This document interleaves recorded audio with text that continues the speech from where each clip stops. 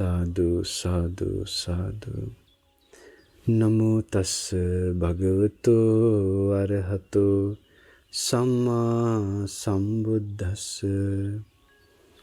सर्वप्रथम हमारे शास्त्र तथागत भगवान बुद्ध जी के चरणों में सादर प्रणाम एवं जिन्होंने मुझे सत्य की मार्ग दिखाएं, शांति की मार्ग बताएं, परम पूजनीय हमारे गुरु जी के चरणों में सादर प्रणाम हो।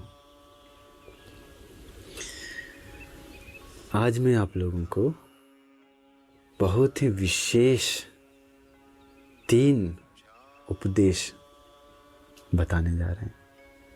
बहुत ही 3 अनमोल उपदेश, बहुत ही विशेष प्रवचन होने वाला है ये, क्योंकि ये प्रवचन आज जो बता रहे हैं वो आप लोगों को थोड़ा ज्ञान से मनन करना पड़ेगा,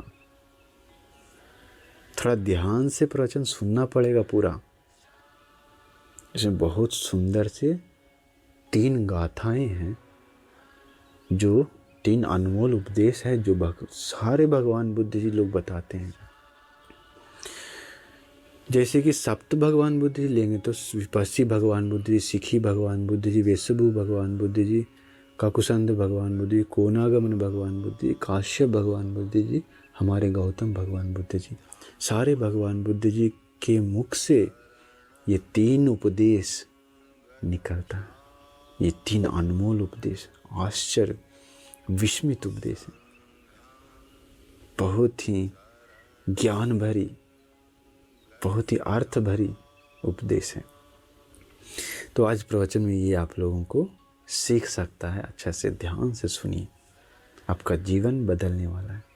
अगर इसके अनुसार, ये 3 अनमोल उपदेश के अनुसार आप लोग जीवन बिताते हैं तो पूरा ही जीवन चेंज हो जाएगा। चेंज हो जाएगा मतलब बुरा से अच्छा की ओर ही आएगा, अच्छा से बुरा की ओर कभी नहीं जाएगा, ये अगर फॉलो करते हैं तो ये शुरुआत कैसे होता है, ये धम्मपद में आता है। धम्मपद बुद्ध वर्ग में है, आप लोग पढ़ना है तो पढ़ सकते हैं, विश्वास है तो कोई दिक्कत नहीं। बहुत लोग विश्वास नहीं होता है तो पढ़ सकते हैं। धम्मपद में बुद्ध वर्ग में है। तो ये शुरू होता है कैसे, अरहंत आनंद भंत जी आप लोग जानते होंगे। आनंद भंत जी यानी कि हमारे भगवान बुद्ध जी का अग्र उपाध्यायक थे, अग्र सेवक, भगवान बुद्ध जी के पास में ही रह के सेवा करने वाले भंते जी भिक्षु थे। कौन? आनंद भंते जी। आनंद भंते जी को पूरा धर्म याद था, पूरा सूत्र, पूरा जो सूत्र पिटक है कितना है वो सब याद था उनको। उनको बोलते हैं धर्म भांडाकारिक, धर्म का स्टोर रूम जैसा, स्टोर जैसा पूरा स्टोर था अंदर, दिल में बैठाया हुआ था धर्म को। अरहंत आनंद भंते जी, कितना प्रज्ञा था, कितना बुद्धि था, मतलब कितना होश हवास में रहते थे। एक बार सुनने से याद हो जाता था। हम लोग को 100 बार सुनने से भी याद नहीं होता। अभी देखिए फर्क। आनंद भंते जी भगवान बुद्ध जी को बोलते हैं, आनंद भगवान आप कहीं भी प्रवचन देते हैं ना, जहाँ हम नहीं हो वहाँ पर प्रवचन जो देते हैं, उपदेश जो करते हैं, वो वापस आने के बाद मुझे भी वो उपदेश बताइए। इसलिए भगवान बुद्ध जी कहीं भी उपदेश करेंगे तो आनंद भंती को बताते हैं। आनंद भंती को बताने के बाद वो सारा उपदेश आनंद भंती जी दिल में बैठा लेते हैं, याद कर लेते हैं, फिर भूलते नहीं। इसलिए पहला संगायना में, प्रथम संगायना जो हुआ था महाकाश्यप भंती करवाए थे, वो प्रथम संगायना में आनंद भंते जी ही पूरा याद किया हुआ था, पूरा सूत्र को, धम्म को पूरा। तो वो आनंद भंते जी कितना अग्र थे, कितना सर्वश्रेष्ठ थे। वैसे आनंद भंते जी साधना कर रहे थे। एक बार साधना करते समय मन में एक विचार आया कि आखिर भगवान बुद्ध जी हम लोगों को बाकी भगवान बुद्ध से पीछे जो पहले भगवान बुद्ध ही लोग थे उनका विस्तार बताए हैं। इस विपासी सिखी सप्त भगवान बुद्ध जी थे तो उन लोगों का मम्मी पापा का नाम, उन लोगों का अग्र श्रावक कौन थे, उन लोगों का अग्र सेवक उपस्थायक कौन थे, फिर उसके बाद उन लोगों का शिष्य लोग कितना साथ में रहते थे, फिर वैसे विस्तार उन लोग भगवान बुद्ध जी लोगों का विस्तार बताएं। उस समय के लोगों का उम्र कितना था, सब विस्तार बताएं। तो वो सब विस्तार आप लोग नहीं जानते हैं तो उसके लिए अलग एक प्रवचन बाद में हम रिकॉर्डिंग कर देंगे, तो बाद में आप लोगों को बुद्ध रश्मि से सुन सकता है। अभी ये 3 अनमोल उपदेश आपको बताने जा रहे हैं, इसलिए इसमें समय कम जाए, इसलिए वो सब विस्तार अलग से एक प्रवचन दे देंगे। तो आप लोग आनंद भंती सोचते हैं वो सब विस्तार तो भगवान बुद्ध जी बताए हैं, लेकिन उन लोग भगवान बुद्ध जी लोग उपोषित कर्म कैसे करते हैं। उपोषित मतलब आप लोग को उपोषित नहीं, मतलब उपसंपदा भिक्षु लोगों का अलग उपोषित कर्म होता है। तो आनंद भंती सोचते उपोषित कर्म सब भगवान बुद्ध जी लोग का सेम था, समान था या अलग था, कैसे कैसे करते थे पता नहीं। भगवान बुद्ध जी से पूछना चाहिए, वो बात बताई नहीं है। भगवान बुद्ध जी के पास जाते हैं, आनंद भंती जाकर पूछते हैं, हे भगवान आपने बाकी भगवान बुद्ध जी लोगों को भगवान बुद्ध जी लोगों का विस्तार बताए हैं, डिटेल्स बताएं कि कौन बोधिवृक्ष के नीचे ज्ञान प्राप्त की सब चीज़, लेकिन आप बताए नहीं हैं कि आखिर वो भगवान बुद्ध जी लोग कैसे उस समय उपोषित कर्म, भिक्षु लोग कैसे उपोषित कर्म करते थे। आप लोग का जो आर्यष्टांगिक उपोषित है वो नहीं, भिक्षु लोगों का उपसंपदा भंती लोग का अलग ही एक विनय कर्म होता है, उसे बोलते हैं उपोषित कर्म। तो भगवान ये उपोषित कर्म कैसे होता था। उपोषित मतलब सारा भिक्षु लोग एक होते हैं, उस समय एक होते हैं मतलब एक जगह पर जमा होते हैं, एक मीटिंग जैसा, भी आप लोग को समझने के लिए एक मीटिंग जैसा बोल सकते हैं, ठीक है। तो उसका अलग ही रूल्स है, अलग ही तरह से किया जाता है। उसमें सारा भंती लोग आने के बाद एक भंती लोग का मतलब संघ का एकता के लिए भी बहुत अच्छा होता है। तो भगवान बुद्ध ही लोग कैसे उपोषित कर्म करते थे, कैसे मतलब क्या करते, कैसे करते थे। भगवान बुद्ध जी बहुत सुंदर से बताते हैं। भगवान बुद्ध जी सबसे पहले तो बताते हैं आनंद, ये विपस्सी भगवान बुद्ध जी के समय में ये उपोषित कर्म 7 साल पर एक बार सिर्फ होता था। एक बार करने के बाद 7 साल के लिए काफ़ी है। फिर सिखी भगवान बुद्ध जी के समय और विश्व भगवान बुद्ध जी के समय 6 साल पर एक बार होता था। इसके बाद भगवान बुद्ध जी बताते हैं काकुसंद भगवान बुद्ध जी के समय, इसके बाद कोनागमन भगवान बुद्ध जी के समय 6 वर्ष पर मतलब 6 साल पर एक बार उपोषित होता था, ठीक है, उपोषित कर्म भिक्षु लोगों का। इसके बाद काश्यप भगवान बुद्ध जी के समय में 6 महीना पर एक बार होता था। लेकिन गौतम भगवान हमारे भगवान बुद्ध जी के समय में अभी हम लोग करते हैं 1 महीना पर 2 बार, 1 महीना में 2 बार, यानी 15 दिन पर एक बार करते हैं। देखिए कमते गया, क्योंकि हम लोग का दिमाग गिरते गया थोड़ा, हम लोग का दिमाग गिर गया। अभी उम्र गिर रहा था उस समय, इसलिए हमको लगता है उम्र भी बहुत था। जैसे कि विपस्सी भगवान बुद्ध जी के समय 80,000 साल था, सिखी भगवान बुद्ध जी के समय 70,000 साल, विश्व भगवान बुद्ध जी के समय में 60,000 साल, काकुसंद भगवान बुद्ध जी के समय में 40,000 साल, कोनागमन भगवान बुद्ध जी के समय 30,000 साल, काश्यप भगवान बुद्ध जी के समय में 20,000 साल लोगों का उम्र। लेकिन हमारे गौतम भगवान बुद्ध जी के समय देखिए 100 साल या 120 साल तक नहीं था, जो अभी बुद्ध शासन चल रहा है। अभी ज़्यादा से ज़्यादा 60-70, 100 पार कर गया तो आज क्या बहुत ही आश्चर्य, पूरा इंटरनेट में फेमस हो जाता है, वीडियो ज़्यादा है। तो वो उम्र के कारण हमको लगता है ये उपोषित कर्म करने का समय आगे पीछे होते गया।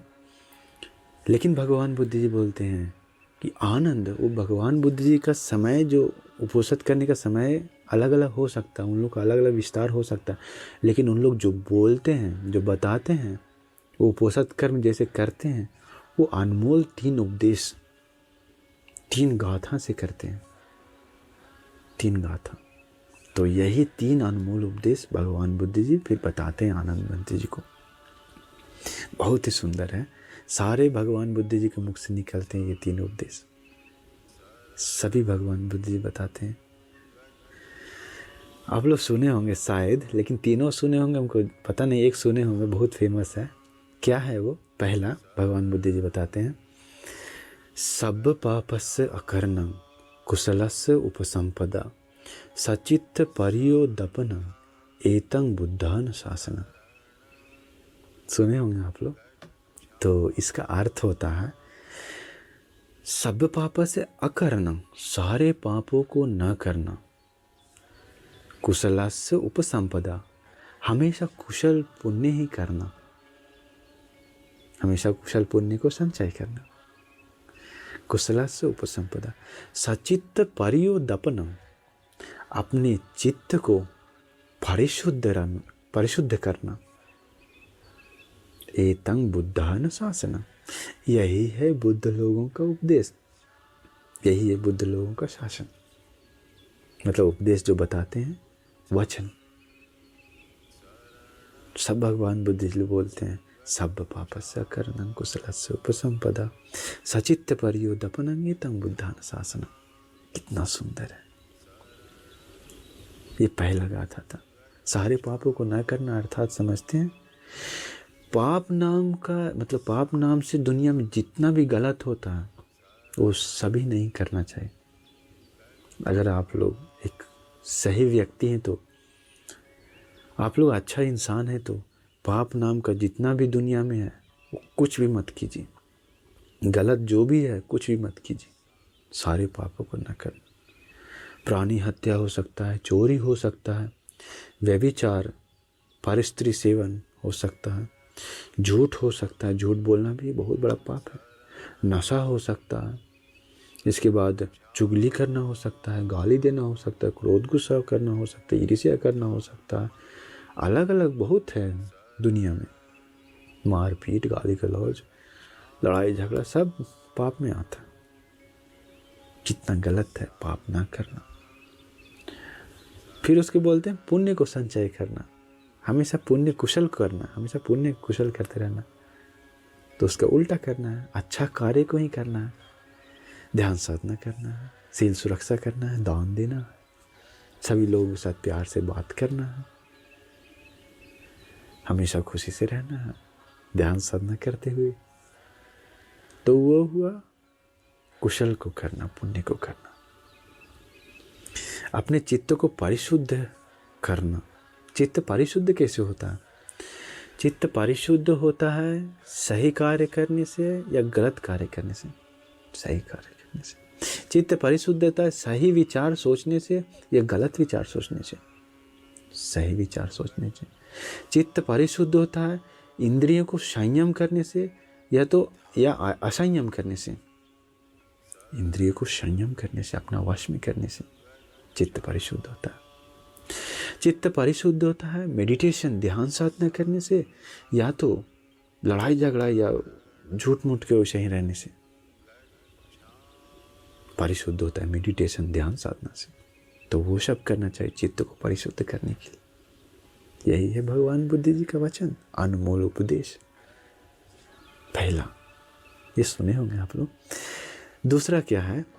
खंति परमं तपोति तिक्खा निब्बानं परमं वदन्ति बुद्धा नहीं पाब्बजितो परोपघाती समनो होति परं विहेठयन्तो। बहुत सुंदर है ये। भगवान बुद्ध जी भिक्षु लोगों को ये गाथा बताए थे, लेकिन ये जो भिक्षु लोगों के लिए बता रहे हैं, हम अर्थ भी भिक्षु लोगों का नाम से ही लिख के लेके आए, लेकिन ये आप लोग अपना जीवन में उतारना चाहिए, ठीक है। खंति परमं तपोति तिक्खा, श्रमण भिक्षु लोग का परम तपस्या होता है खंति, यानी कि सहनशीलता, तितिक्षा, बर्दाश्त करना। भिक्षु लोगों को बर्दाश्त करता है, जो सहनशीलता है वही परम तपस्या कहलाता है भिक्षु लोगों का। इसके बाद बोलते हैं सभी बुद्ध लोगों का परम उपदेश वचन होता है उत्तम अमृत निर्वाण, अमृत पद। निब्बानं परमं वदन्ति बुद्धा। नहीं पापजितो परोपघाती। प्रवर्जित भिक्षु लोग कभी भी किसी पर मतलब किसी प्राणी की हत्या नहीं करता। देखिए, नहीं पापजितो परोपघाती। घाती मतलब हत्या करना। दूसरों को अगर हत्या करता है, मनुष्य हो सकता है या जानवर हो सकता है, कोई भी प्राणी हो सकता है, भिक्षु लोग कभी भी हत्या नहीं करता। नहीं पापजितो परोपघाती। भगवान बुद्ध जी का श्रावक भिक्षु लोग कभी भी हत्या नहीं करता। उपासक उपासिका लोग भी वैसे बनना चाहिए। इसके बाद है समनो होति परं विहेटयन्तु। यानी दूसरों को हिंसा करने वाले कभी श्रमण भिक्षु नहीं होता। दूसरों को कभी अगर हिंसा करता है तो वो श्रमण नहीं कहलाता है, बौद्ध भिक्षु नहीं कहलाता है। अगर दूसरों लोगों को हिंसा करने वाला व्यक्ति है तो देखिए कितना सुंदर है। ये बात बहुत ही विशेष है। अगर भिक्षु लोग ये प्रवचन सुन रहे हैं तो आप लोग कभी भी दूसरों को हिंसा मत कीजिए। हत्या करना मतलब अलग हुआ, हिंसा करना मतलब अलग। हिंसा मतलब मारपीट हो सकता, गाली गलौज भी हो सकता। दूसरों को हिंसा पहुंचाना, चोट पहुंचाना, वहाँ बोलते हैं दूसरों को अगर चोट पहुंचाते तो आप असली भिक्षु नहीं है। देखिए, असली भिक्षु लोग मारपीट नहीं करते हैं, गाली गलौज नहीं करते हैं, गुस्सा क्रोध नहीं करते हैं। देखिए, अपना ध्यान साधना में रहना है। क्या संसार से लेना है? ये संसार तो सब मोह माया है। क्या इसमें फंसना है? क्या करेंगे ये सब का? एक दिन तो सब छोड़कर जाना है। तो भिक्षु बने हैं तो कम से कम धम्म की रास्ता पर चलें, जो भगवान बुद्ध जी बताए हैं। भिक्षु लोगों को अलग ही ट्रेनिंग दिए हैं भगवान बुद्ध जी, अलग ही सूत्र, अलग ही उपदेश दिए भगवान बुद्ध जी भिक्षु लोगों को। जब भिक्षु बनने के बाद शुरू से क्या क्या करना चाहिए स्टेप बाय स्टेप, देखिए बहुत ही सुंदर से बताएं भगवान बुद्ध जी। तो वैसे भिक्षु लोग रहना चाहिए। दूसरों को हिंसा करने वाला कभी श्रमण नहीं कहलाता, भगवान बुद्ध जी बताएं। हमारे भगवान बुद्ध सिर्फ नहीं, सारे भगवान बुद्ध लोग बताते हैं ये। देखिए, इसलिए आप लोग जो भिक्षु लोगों को जैसे बताए हैं इसमें, आप लोग भी वैसा ही सोचना चाहिए। आप लोगों का भी अगर तपस्या मतलब आप लोगों का परम तपस्या कहलाएगा। आप लोगों का भी अगर आप लोग सहन करते हैं तो, सहनशीलता है तो, बर्दाश्त करने का क्षमता है तो, है कि नहीं? कोई अगर डांट दिया तो, कोई अगर कुछ बोल दिया तो उसको सहने का क्षमता होना चाहिए। ये ना कि तुरंत लड़ाई झगड़ा कर लें, तुरंत मारपीट करने लगे, नहीं। अगर कोई चुप रहता है तो उसमें वही असली मतलब बहुत ही श्रेष्ठ व्यक्ति कहलाता है। अगर शांत है तो उस समय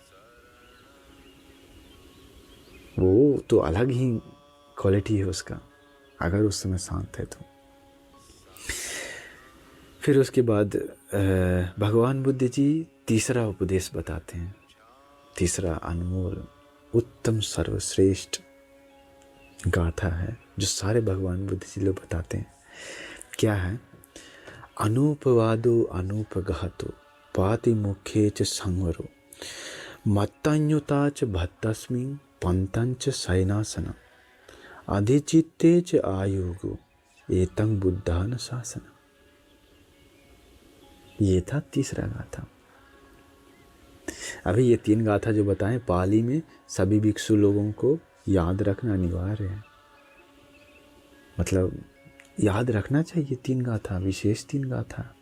भगवान बुद्ध जी के समय में भी यही 3 गाथा से उपोषित कर्म किया जाता था शुरू में। इस गाथा का अर्थ है दूसरों को न डांटना, अनुपवादो अनुपघातो, न गाली देना, न दूसरों को हिंसा करना। देखिए क्या बोल रहे हैं, दूसरों को न डांटना, न गाली देना, दूसरों को हिंसा न करना। इसके बाद उत्तम शील को पालन करना। इसके बाद इंद्रियों को संयमित कर भोजन ग्रहण करना। मत्तयुताच भत्तस्म पंतंच शयनासनं, अकेले एकांत में रहना, मतलब अकेले एकांत में रहना, हमेशा ध्यान साधना कर अपने चित्त को शांत करना। अपने चित्त को शांत रखना चाहिए एकांतवास में रहकर। भिक्षु लोगों के लिए बता रहे हैं भगवान बुद्ध जी। यही है सारे भगवान बुद्धों का उत्तम उपदेश। अनुपवादो अनुपघातो पाति मुख्य च संवरो, मत्तयुताच भत्तस्मिन् पंतंच शयनासनं, अधिचित्ते च आयोगो एतं बुद्धान शासनम्। कितना सुंदर है। इसलिए आप लोग भी ये गुण अपनाइए। तीसरा वाला भी बहुत सुंदर है। आप लोग देखिए, दूसरों को न डांटना आप लोग भी ले सकते हैं अपना जीवन में। हम भी किसी को जीवन भर, आज आप दृढ़ संकल्प लीजिए, जो सारे भगवान बुद्ध जी का वचन, अनमोल वचन है, मुख से निकलता है, वो हम आज दृढ़ संकल्प लेते हैं, हम वैसे ही पालन करेंगे। क्या है वो? दूसरों को न डांटना। आज से हम दूसरों को कभी नहीं डांटेंगे। दूसरों को न डांट, न गाली, दूसरों को गाली नहीं देंगे हम। दूसरों को हिंसा नहीं करेंगे हम आज से कभी किसी को। उत्तम शील को पालन करेंगे हम। अगर आप लोग पंचशील पालन करते हैं तो वही शील को पालन कीजिए आप लोग मरने दम तक। उपवास लेते हैं वो भी अच्छा से पालन कीजिए, परिशुद्ध रूप से, तोड़िए मत। इसके बाद इंद्रियों को संयमित कर भोजन करने, तो इंद्रियों को संयमित करना है, मतलब भोजन के प्रति आशा जो है वो नहीं रखना चाहिए। आप लोग भी सीखना चाहिए। वो भोजन के प्रति जो आशा होता है वो बहुत खतरनाक होता है। आप लोग को समझ नहीं आएगा। खाना खाना चाहिए, लेकिन जो उसमें आसक्ति होता है, बंधन होता है, वो बहुत अच्छा नहीं है, मतलब बहुत खराब है।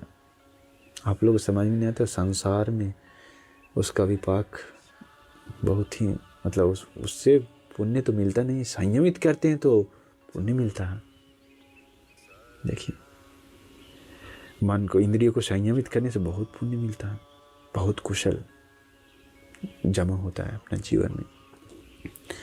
इसके बाद बताते हैं, भिक्षु लोग को अकेले एकांत में रहना, हमेशा ध्यान साधना करके अपने चित्त को शांत रखना। इसमें आप लोग ले सकते हैं क्या, अकेले तो रहना मुश्किल है, लेकिन अकेले में घर में ही कहीं अकेला जगह, मतलब वो छत पर हो सकता है या कहीं रूम में हो सकता है, अपना रूम में हो सकता है, अकेले बैठकर थोड़ा ध्यान साधना करना चाहिए आप लोग। ये सब है, ये सब अपना ऊपर उतारिए आप लोग। ये 3 अनमोल उपदेश जो मैं आप लोगों को बताया हूँ, ये सब अपना जीवन में उतारिए। सारा भगवान बुद्ध जी लोग बताते हैं। अभी हम पाली भी आप लोगों को बताए हैं, तो आप लोगों को अगर याद कर सकते तो बहुत अच्छा है। अगर आप लोग भिक्षु लोग हैं तो आप ये प्रवचन यूट्यूब से भिक्षु लोग देख रहे हैं, तो सुन रहे हैं, तो आप भिक्षु हैं तो आपको ज़रूर अनिवार्य है ये 3 गाथा याद करना। अगर याद है तो आप लोग खुश हो जाइए। इसलिए बोलते हैं बुद्ध शासन कितना आश्चर्य है, कितना आश्चर्य है, कितना सुंदर है। भगवान बुद्ध जी लोग का जन्म होना बहुत बहुत बहुत दुर्लभ है। वेरी वेरी रेयर,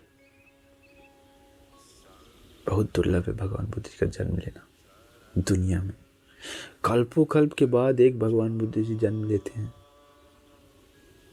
ये कल्प बहुत ही विशेष कल्प है।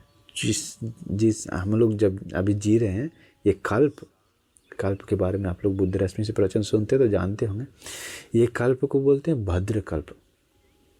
इस कल्प में 5 भगवान बुद्ध जी का जन्म होता, यही एक कल्प में।